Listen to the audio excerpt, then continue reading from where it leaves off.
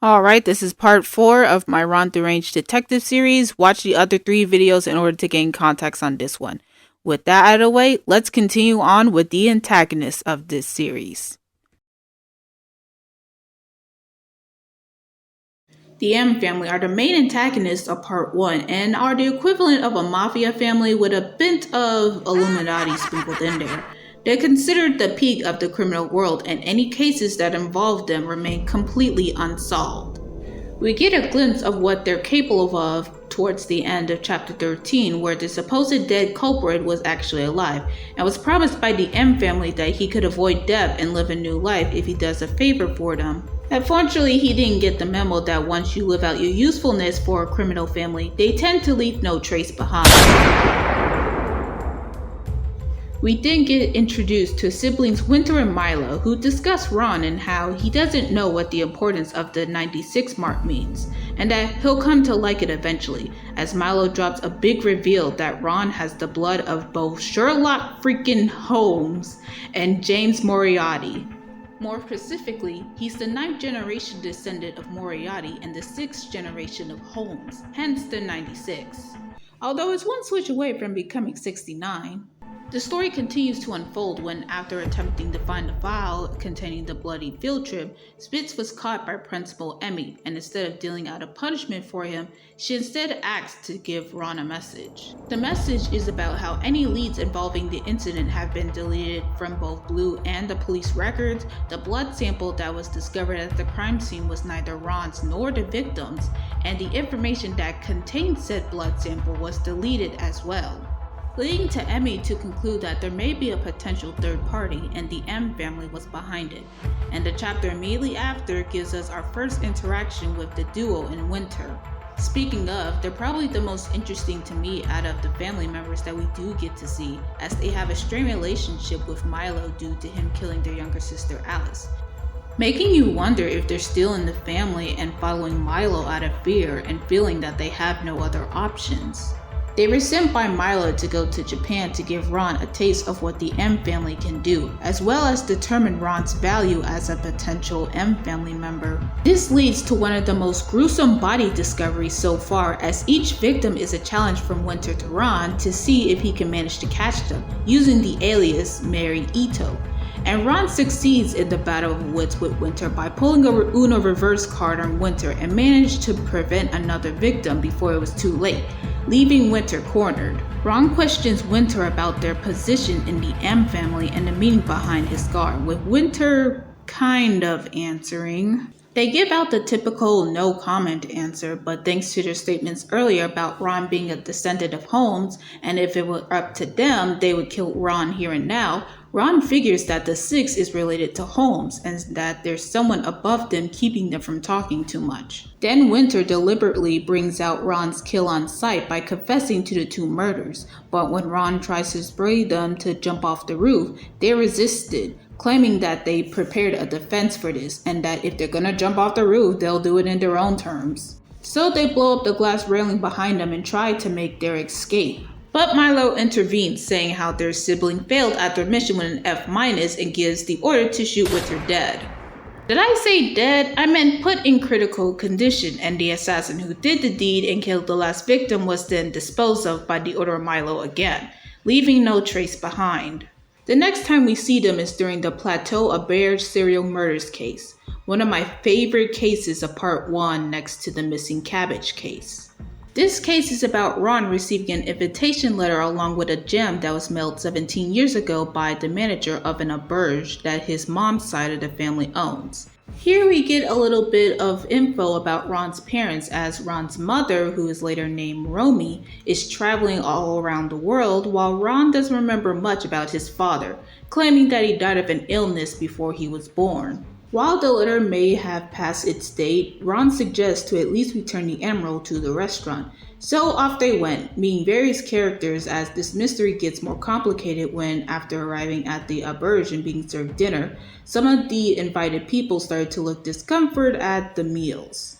Doesn't help that afterwards these same individuals are being killed in a similar fashion as the meals that they were served, and are left stranded with no communication to the outside.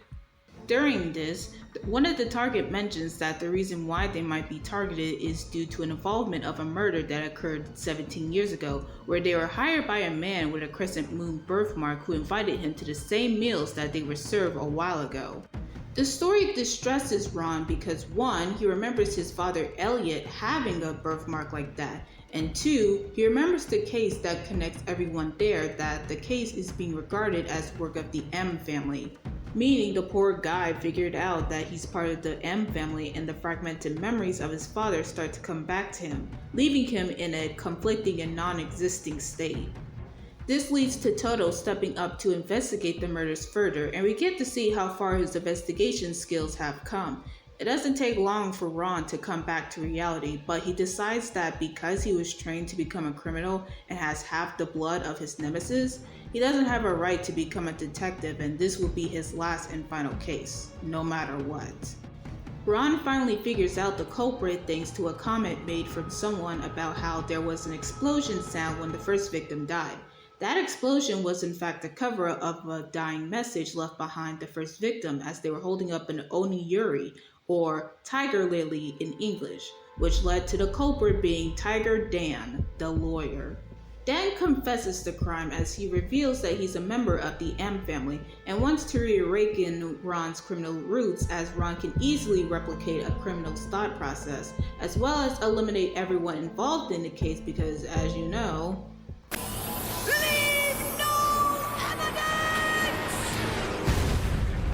Toto points out that it doesn't make sense why the case was a failure now and not 17 years earlier.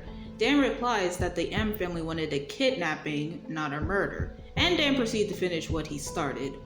This triggers one more memory of Ron witnessing Elliot's death and remembering that he wasn't that bad of a person, as he wanted Ron to pursue his own path. Blood ties be damned. Ron regains his resolve and calls out Dan and his BS, claiming the real reason why the M family is now eliminating the people involved in this case because they recently discovered it, having been outwitted by Elliot for so long. Also, the murder wasn't even a murder. Ron figured that his father switched out the body with a dummy corpse, as he believes his father would try to arrange things so nobody involved got hurt. He then proceeds to laugh and give thanks to Dan, as his plan to convince Ron to stop detective work almost worked. But thanks to this case, Ron is more determined than ever to use his intellect to fight the M family. This speech causes Milo to reveal himself using a teddy bear that was casually sitting in the dining room this entire time, saying that he was watching this exchange this whole time, and introduced himself as the eldest son of the M family. Oh yeah, I guess I should talk about his character before moving further on. Milo as a character is as much as a mystery as the rest of the M family, but what we do know is that he upholds the family motto of leaving no trace behind, as well as having a superiority complex, with no qualms of disposing any family members that he deems are failures. It makes you wonder if it was hammered into him as a child by an authority figure, as Winter themselves doesn't show that mightier than thou attitude. But as an antagonist, he really puts Ron through the ringer, testing Ron on his intelligence and taunting him with the lives of innocent people. It's like an older brother who teases their younger brother about how they don't have any toys, knowing that he's the one who took them away in the first place. Hell, the only reason why he left Ron alone this entire time was because he didn't want to be bothered by him. And to congratulate him for his resistance to being converted to a criminal, he reveals that the one who modified his body is a member of the M family, and that soon he'll meet them as a staff member of Blue Academy. Then he blows everyone up. Not to worry, everyone got out of there alive. Even Dan, who I thought Milo would have had someone assassinate him because he couldn't keep his mouth shut. So we were left with a pretty big clue involving the bloody field trip case, as whoever is the spy for the M family is also the true culprit behind the case as the potential third party. And remember when I said that there are 2 more Blue Academy staff members that will cross paths with the duo? Well, it's time to bring them out as I go over them as quickly as I can. Lightning round, baby! There's Finn Fennec, the lockroom instructor and the world's expert on lockroom studies. She, along with her so-called bodyguard Sachi, came across the duo while they were investigating, you guessed it, locked room mystery! And like with Instructor Grizzly, she was on guard and keeping an eye on Ron to see if he was doing any detective work, as she was one of the people who believed that a person with a record like Ron shouldn't be walking freely. Finnick easily solves the mystery behind the locked room, but doesn't reveal the culprit as her goal was just to solve it. Finnick, you do realize by not revealing the culprit, you're allowing them to commit another murder. Yeah, I called it. So, because Finnick didn't bother to at least help arrest the culprit, another murder took place. Thankfully, Finnick realized that she should have focused more on preventing more victims and capturing the culprit rather than the mystery itself, thanks to Toto's words. She even lets Ron help with the investigation due to a loophole in one of her father's sayings. So they solved the mystery, the culprit was arrested, and afterwards, in exchange for solving one of the unsolved locked room mysteries, Ron asked Finnick about the bloody field trip incident. She replied that she was only interested in that case because of A, it being a locked room, and B, the unusual actions of the principal who, after the incident occurred, did some personal investigating herself, not knowing that someone was tailing her. And since Finnick was in that area, she approached that person, asking what they were doing in a place like that, to which they replied they were making sure that they didn't leave anything at the crime scene they were working on. Surprised to see the principal walking around and wanted to see what she was up to. And that person is Dr. Hirsch, Blue's anatomy instructor, and the biggest red herring to have come out of this mystery. His actions are filled with so much sus material that I'm surprised that as a joke his hair isn't colored red. Let's just run down the list of how suspicious his actions are, shall we? He was investigating the bloody field trip incident despite the fact that it was documented he was out of the country when the incident occurred, thus he shouldn't have nothing to do with the case. He almost killed Ron while he was a student, and he has been a murder suspect 15 times, but was ruled out due to a lack of evidence. Clean evidence, apparently. Is that also a red flag? Crimson. Doesn't help that after his introduction to the duo, he takes every action he could to make himself more shady. You would think after some investigating that he will at least be the culprit of this case, right? Nope. It turns out to be this guy who did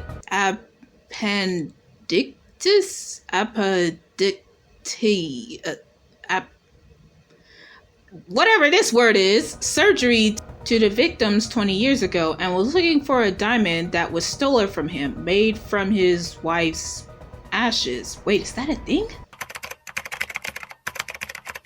Huh. Well, you know. Guess you learn something new every day.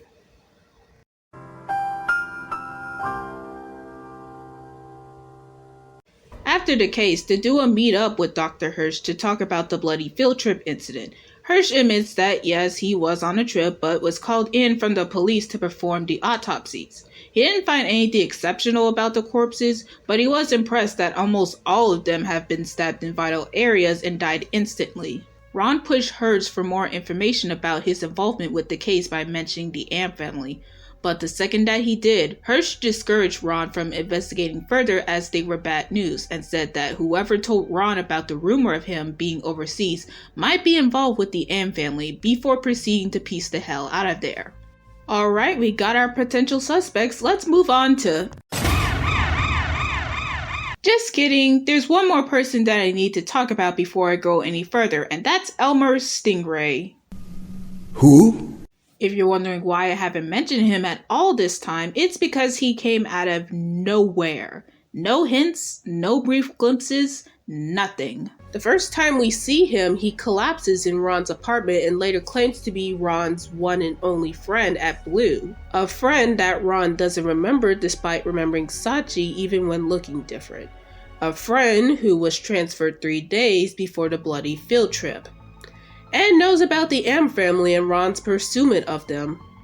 Initially, I thought he was Milo in disguise, but realized that might not be it because Milo is trying to hurt Ron by giving him a detective's despair.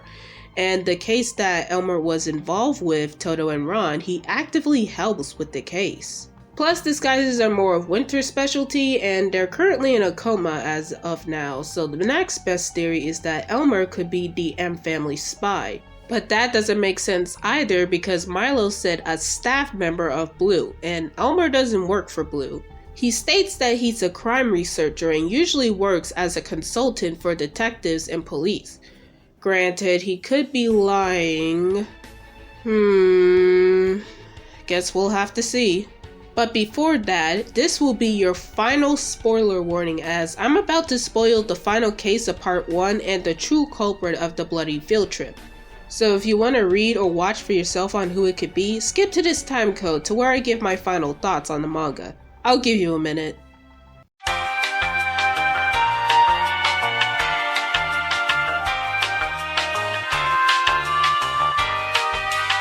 To everyone who is left or doesn't care about being spoiled, let's discuss the final case of part 1.